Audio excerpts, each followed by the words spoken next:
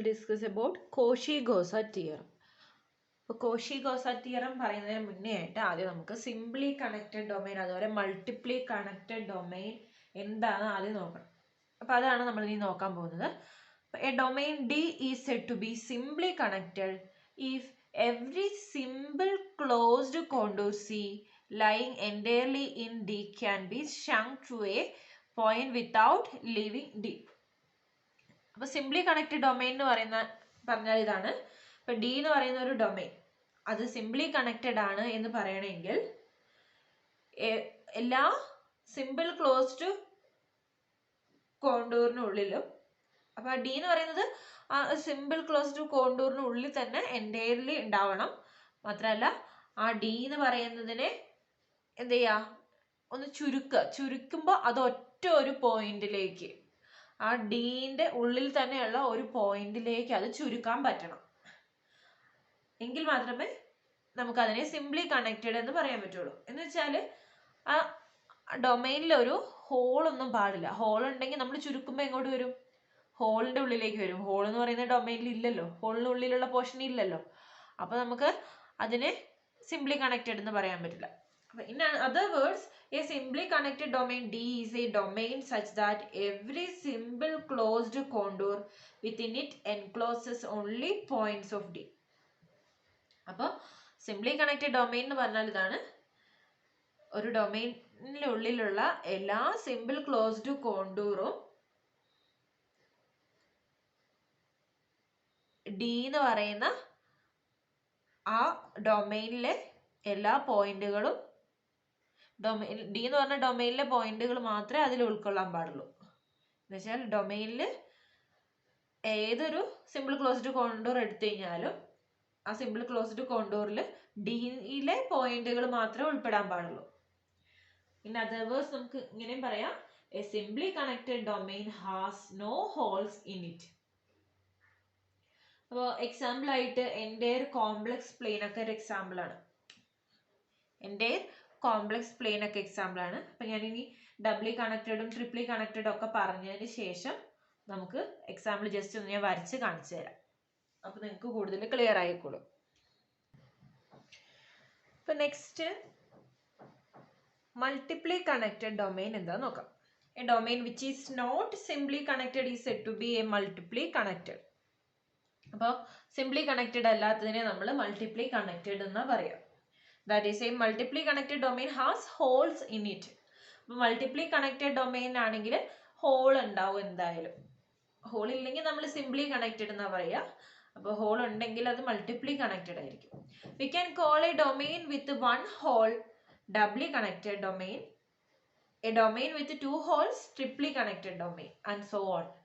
അപ്പോൾ ഒരു ഹോൾ ഉള്ളതിനെ നമ്മൾ ഡബ്ലി കണക്റ്റഡ് ഡൊമൈൻ എന്ന് പറയും. രണ്ട് ഹോൾ ഉണ്ടെങ്കിൽ നമ്മൾ അതിന് ട്രിപ്ലി കണക്റ്റഡ് ഡൊമൈൻ എന്ന് പറയും. അപ്പോൾ ഇതാണ് എക്സാമ്പിൾ. അപ്പോൾ ഇത് നോക്കി, ഈ ഒരു ഡൊമൈൻ കൺസിഡർ ചെയ്ത് നോക്കൂ. ഇതിനെ നമ്മൾ ഇങ്ങനെ ചുരുക്കി എടുക്കണം. ചുരുക്കി എടുത്തു കഴിഞ്ഞാൽ ഒരു പോയിന്റിലോട്ട് എടുത്തു കഴിഞ്ഞാലും അത് നമ്മുടെ ഈ ഡൊമൈനുള്ളിൽ തന്നെയാണല്ലോ ആ പോയിന്റ് വരിക, അല്ല പുറത്തേക്ക് വരില്ല. കാരണം ഇവിടെ ഹോൾ ഇല്ല. ഇത് മൊത്തത്തിൽ ഇതിനുള്ളിൽ ഡൊമൈനുള്ളിൽ എവിടെയും ഹോൾ ഇല്ല. അതുകൊണ്ട് ഇത് സിംപ്ലി കണക്റ്റഡ് ഡൊമൈൻ ആണ്. ഇത് നോക്കിയേ, ഇതിനെ നമ്മൾ ചുരുക്കി എടുത്തു കഴിഞ്ഞാൽ ചിലപ്പോൾ ഇതിന്റെ സെന്ററിലോട്ടാണ് വരിക. ഈ ഹോൾ എന്ന് പറയുന്നത് ഈ പോർഷനിലുള്ളിലില്ല, ഈ ഡൊമൈനിലില്ല. അപ്പൊ നമുക്ക് ഇവിടെ ഒരു ഹോള് വന്നു.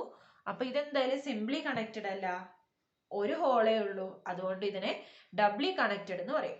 ഇവിടെ ആണെങ്കിൽ നോക്കിയേ, ഇവിടെ ഒരു ഹോൾ ഉണ്ട്, അതുപോലെ ഇവിടെ ഒരു ഹോൾ ഉണ്ട്. അപ്പൊ നമുക്കിതിനെ ട്രിപ്ലി കണക്റ്റഡ് ഡൊമൈൻ എന്ന് പറയാം. അപ്പൊ ഇങ്ങനെയാണ് ഡൊമൈൻ നമുക്ക് മനസ്സിലാക്കാൻ പറ്റുന്നത്. എങ്ങനെയാണ് ഷ്രങ്ക് ചെയ്യാൻ പറ്റുമെങ്കിൽ, ചുരുക്കിയെടുക്കാൻ പറ്റുമെങ്കിൽ നമുക്കത് സിംപ്ലി കണക്റ്റഡ് ഡൊമൈൻ ആണ്. ഇല്ലെങ്കിൽ അതിൻ്റെ ഹോളിൻ്റെ എണ്ണത്തിനനുസരിച്ച് നമ്മൾ അതിനെ നെയിം ചെയ്യാം. ഡബ്ല്യു ആണോ ട്രിപ്പിളി ആണോ എന്നൊക്കെ ഹോളിൻ്റെ എണ്ണത്തിനനുസരിച്ചാണ് നമ്മൾ പറയാം.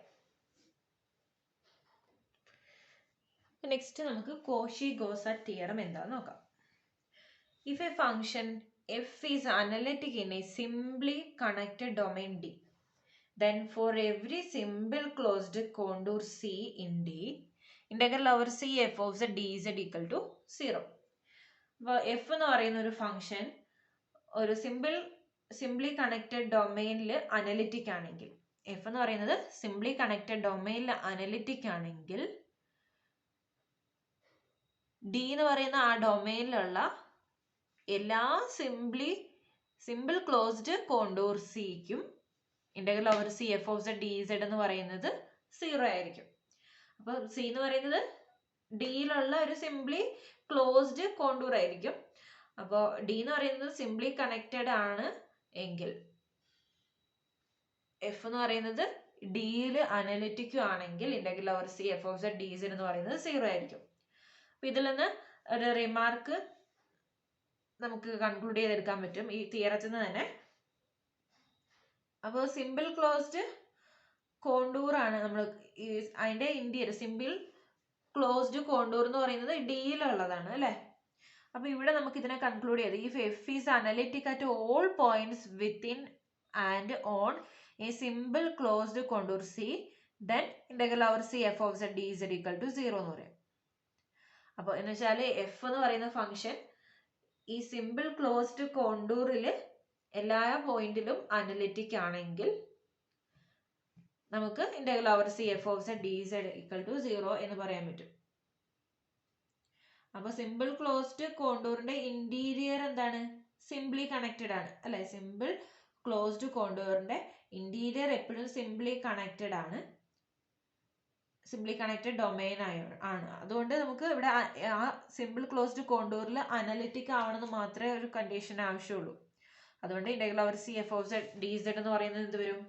0 വരും. ഇനി അടുത്ത റിമാർക്ക് എന്ന് പറയുന്നത് the condition stated in Cauchy-Gosset theorem are only sufficient but not necessary for the integral of f of z along the simple closed contour C to vanish.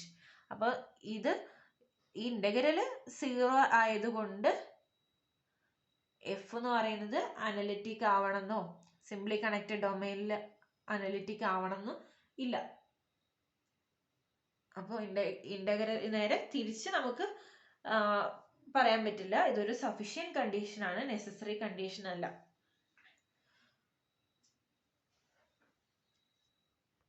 Next നമ്മൾ കുറച്ച് ക്വസ്റ്റ്യൻസ് ആണ് ചെയ്യാൻ പോകുന്നത്. ക്വസ്റ്റ്യൻ ഇതാണ്: apply Cauchy-Gosset theorem to show that integral of f of z along C is 0 when the contour C and f of z are given by. First question ഇതാണ്: f of z equal to z square by z square plus 9 and C എന്ന് പറയുന്നത് mod z minus 1 equal to 1. Second question f of z equal to tan z and C എന്ന് പറയുന്നത് mod z equal to 1 എന്ന് പറയുന്ന curve. C f of z equal to 1 by z square and C എന്ന് പറയുന്നത് x minus 2 whole square plus y minus 5 whole square by 4 equal to 1. അപ്പോൾ നമുക്ക് ഓരോ question ആയിട്ട് ചെയ്ത് നോക്കാം. ഫസ്റ്റത്തത് f of z എന്ന് പറയുന്നത് എന്താണ്? z square by z square plus 9 ആണ് അല്ലേ. ഇവിടെ f of z equal to z square by z square plus 9. അപ്പോൾ ഇതൊരു റാഷണൽ ഫംഗ്ഷൻ ആണ് അല്ലേ. Being a rational function is analytic everywhere except at the points where its denominator is 0. That is, denominator 0 എന്നിടത്ത് മാത്രം analytic ആവില്ല, ബാക്കിയുള്ളിടത്തൊക്കെ analytic ആവും. That is except at points where z square plus 9 equal to 0. That is except at z equal to, ഇവിടെ നിന്ന് z എന്ന് പറയുന്നത് എന്ത് വരും? Plus or minus 3i വരും. ഇതിന്റെ റൂട്ട് എടുക്കുകയാണെങ്കിൽ അല്ലെ, z എന്ന് പറയുന്നത് പ്ലസ് ഓർ മൈനസ് 3i വരും. Here path of integration C is the circle mod z minus 1 equal to 1. That is circle with the center 1 0 and radius 1. And this is simple closed contour അല്ലെ. Simple closed contour ആണ് circle എന്ന് പറയുന്നത്. അതുകൊണ്ട് നമുക്ക് എന്ത് ചെയ്യാം?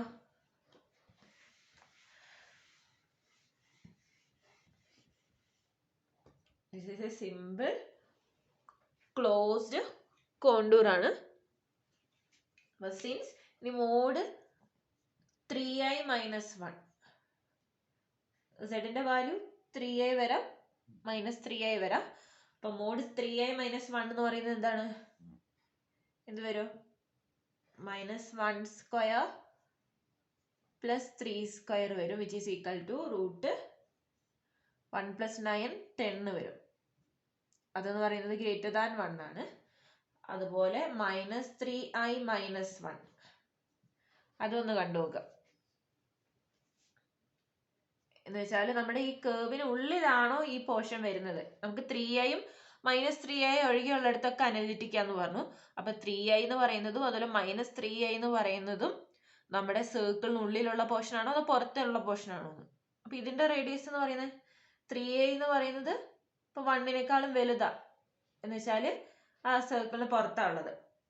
പിന്നെ എന്താ ഇതിന്റെ മോഡുലസ് എടുത്ത് നോക്കാം. എന്ത് വരും? അതും minus 1 square plus minus 3 square വരും, which is equal to root 10 തന്നെ. അതും 1നേക്കാളും വലുതാണ്. അപ്പൊ the points z equal to 3i എന്ന് പറയുന്നതും z equal to minus 3i എന്ന് പറയുന്നതും ഈ സർക്കിളിന് പുറത്തുള്ള പോയിന്റ്സ് ആണ് അല്ലെ.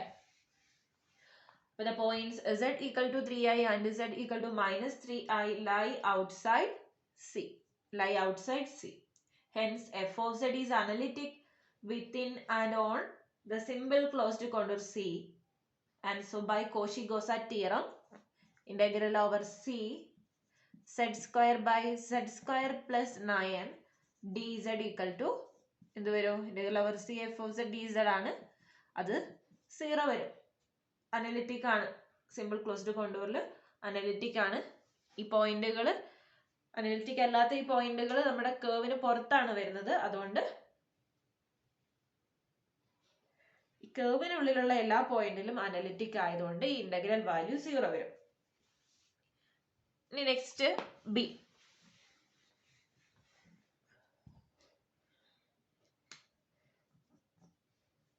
ബി എഫ് ഓഫ് സെഡ് എന്താണ്? F of z equal to tan z ആണ്, which is equal to sine z by cos z എന്ന് എഴുതാം. നേരത്തെ പോലെ തന്നെ എഫ് ഓഫ് സെഡ് എന്ന് പറയുന്നത് analytic everywhere except at points where cos z is 0. That is cos z 0 വരുന്നത് എവിടേക്കാ? Z equal to plus or minus pi by 2. അപ്പൊ സെഡ് എന്ന് പറയുന്നത് കോസ് സെഡ് 0 ആവുന്ന എവിടേക്കാ? Z equal to plus or minus pi by 2, plus or minus 3 pi by 2 etcetera ആ പോയിന്റുകളിലാണ് അല്ലെ. അപ്പൊ here path of integration C is the circle. Path of integration C is the circle mod z equal to 1. That is the circle with the center 0 0 and radius 1. അപ്പോൾ ഇതൊരു simple closed contour ആണ്. And is a simple closed contour. All points z equal to plus or minus pi by 2, plus or minus 3 pi by 2, etc. lie outside C. എന്തുകൊണ്ടാണ്? Pi by 2 തന്നെ 1നേക്കാൾ വലുതാണ്. അപ്പൊ ബാക്കിയുള്ളതൊക്കെ എന്ത് വരും? നമ്മുടെ സി എന്ന് പറയുന്ന കേർവിന് പുറത്താണ് വരിക. സിൻസ് ഇത് ബ്രാക്കറ്റിൽ കൊടുത്താൽ മതി റീസൺ ആയിട്ട്. Hence f of z equal to tan z is analytic within and on the simple closed contour C, and so by Cauchy-Gaussat theorem integral over C tan z dz equal to 0 വരും. അപ്പൊ ഇത്രയേ ഉള്ളൂ. അപ്പൊ theorem apply ചെയ്യണമെങ്കിൽ നമുക്ക് ആ കോണ്ടൂറിനുള്ളിലും കോണ്ടൂറിന്റെ ബൗണ്ടറിയിലും എന്താവണം? Analytic ആവണം. അപ്പൊ ഈ ടാൻ സെഡ് എന്ന് പറയുന്ന ഫംഗ്ഷനും സി എന്ന് പറയുന്ന കേർവിനെ ഈ കോണ്ടൂറിനെ വെച്ച് നോക്കിക്കഴിഞ്ഞാൽ അനലിറ്റിക് ആണ്. അതുകൊണ്ട് കോഷി-ഗോസാറ്റ് തിയറം വെച്ചിട്ട് ഇന്റഗ്രൽ വാല്യൂ 0 വരും. ഇനി നെക്സ്റ്റ് എഫ് ഓഫ് സെഡ് എന്ന് പറയുന്ന അടുത്ത ക്വസ്റ്റ്യനിൽ here f of z equal to 1/z square ആണ്. 1/z സ്ക്വയർ ആണ് ഇവിടെ എഫ് ഓഫ് സെഡ് എന്ന് പറയുന്നത്. അതൊരു റാഷണൽ ഫംഗ്ഷൻ ആണ്. Being a rational function is analytic everywhere except at points where its denominator is 0. That is, except at the points where z equal to 0. Here path of integration C is the ellipse in the equation ആണ് തന്നിട്ടുള്ളത്. x minus 2 whole square plus y minus 5 whole square by 4 equal to 1, which is a simple closed contour. Since when z equal to 0, x എന്ന് പറയുന്നത് എന്ത് വരും? 0 വരും. y എന്ന് പറയും 0 വരും. And so x minus 2 whole square plus y minus 5 whole square by 4 എന്ന് പറയുന്നത് എന്താവും? x 0യും y 0 വരുമ്പോൾ minus 2 square 4 plus minus 5 square 25 by 4. Total എന്ത് കിട്ടും? 16 plus 25 41 by 4 കിട്ടും, which is greater than 1 ആണ് അല്ലേ? അപ്പൊ ഈ എലിപ്സിനേക്കാളും ഇത് ഈക്വൽ ടു 1 ആണ് നമ്മുടെ കോണ്ടൂർ, അതിനുള്ളിലുള്ള പോർഷനും ആണ് നമുക്കുള്ളത്. പക്ഷെ ഇത് ഗ്രേറ്റർ ദാൻ 1 വന്നുകൊണ്ട് എന്ത് പറയാം? z ഈക്വൽ ടു 0 എന്ന് പറയുന്ന പോയിന്റ് എലിപ്സിന്റെ പുറത്താണുള്ളത് അല്ലേ? But the point z equal to 0 lie outside the ellipse C. Hence, f of z is analytic within and on the symbol closed contour C. And so by Cauchy-Gaussat theorem, integral over C 1 by z square dz equal to 0. ഇത്രയേ ഉള്ളൂ. Cauchy-Gaussat theorem വെച്ചിട്ട് നമുക്ക് എളുപ്പത്തിൽ പറയാൻ പറ്റും. എല്ലാ പോയിന്റിലും analytic ആണെങ്കിൽ ഇന്റഗ്രൽ വാല്യൂ 0 വരും. അടുത്ത തിയറാണ് നമ്മൾ Cauchy-Gaussat തിയറം നമ്മൾ കണ്ടു. അപ്പോൾ അതിൻ്റെ മൾട്ടിപ്ലി കണക്റ്റഡ് ഡൊമെയിൻസിൻ്റെ Cauchy-Gaussat തിയറാണ് നോക്കുന്നത്. Cauchy-Gaussat theorem for multiply connected domains. Suppose C, C1, C2, etc. Cn are simply closed curves with a positive orientation such that C1, C2, etc. Cn are interior to C, but the region interior to each Ck, k equal to 1, 2, 3, etc. n have no points in common. If f is analytic on each contour and at each point interior to C but exterior to all the Ck, k equal to 1, 2, 3, etc. n, then integral over C f of z dz equal to sigma k equal to 0 to n integral over Ck f of z dz ആയിരിക്കും. അപ്പോൾ ഇവിടെ പറഞ്ഞിട്ടുള്ളത് എന്താണ്? C, C1, etcetera Cn എന്ന് പറയുന്നതൊക്കെ simple closed കർവുകളാണ് with positive orientation ആണ്. അതിൽ C1, C2, എക്സെട്ര Cn ഒക്കെ C എന്ന് പറയുന്ന കർവിൻ്റെ ഉള്ളിലായിരിക്കും ഉണ്ടാവുക. പക്ഷെ ഓരോ CKക്ക് ഉള്ളിൽ ഇപ്പോൾ C1-നുള്ളിൽ C2 വരാം. അങ്ങനെ ഓരോ CKക്ക് ഉള്ളിലുള്ള പോർഷനും കോമൺ പോയിന്റുകൾ ഉണ്ടാവാൻ പാടില്ല. CKക്ക് ഉള്ളിൽ ഇപ്പോൾ CN-നുള്ളിലാണ് C2ഉം C1ഉം വരുന്നത്. പക്ഷെ C2-നും C1-നും കോമൺ പോയിന്റ്സ് ഉണ്ടാവാൻ പാടില്ല. പിന്നെ പറഞ്ഞിരിക്കുന്നത് ഇഫ് എഫ് എന്ന് പറയുന്നത് ഓരോ കോണ്ടൂറിലും അനലിറ്റിക് ആണെങ്കിൽ, എഫ് എന്ന് പറയുന്നത് ഓരോ കോണ്ടൂറിലും അനലിറ്റിക് ആണെങ്കിൽ, അതുപോലെ at each point interior to C but exterior to all the Ck, എന്നുവെച്ചാൽ ഓരോ കോണ്ടൂറിലും അനലിറ്റിക് ആണ് എന്ന് വെച്ചാൽ ഇപ്പൊ ഈ ഓരോ പോയിന്റ് എന്ന് പറയുന്നത് സിന്റെ ഇന്റീരിയർ ആയിരിക്കണം, പക്ഷെ CK എന്ന് പറയുന്നതിന്റെ എക്സ്റ്റീരിയർ ആണ്. എഫ് എന്ന് പറയുന്നത് analytic on each contour and at each point interior to C but exterior to all Ck. അപ്പോൾ സിന്റെ എഫ് എന്ന് പറയുന്നത് കോണ്ടൂറിന് ഉള്ളിൽ ഓരോ കോണ്ടൂറിലും അനലിറ്റിക് ആവണം, അതുപോലെ സിന്റെ ഉള്ളിലും അനലിറ്റിക് ആവണം, CKന്റെ എക്സ്റ്റീരിയറിലും അനലിറ്റിക് ആവണം. അങ്ങനെയാണെങ്കിൽ integral over C f of z dz എന്ന് പറയുന്നത് sigma k equal to 0 to n integral over Ck f of z dz ആയിരിക്കും. അപ്പോൾ integral over Ck f of z dz കണ്ട് എന്നിട്ട് സമ്മേഷൻ ചെയ്ത് കഴിഞ്ഞാൽ നമുക്ക് integral over C f of z dz കിട്ടും.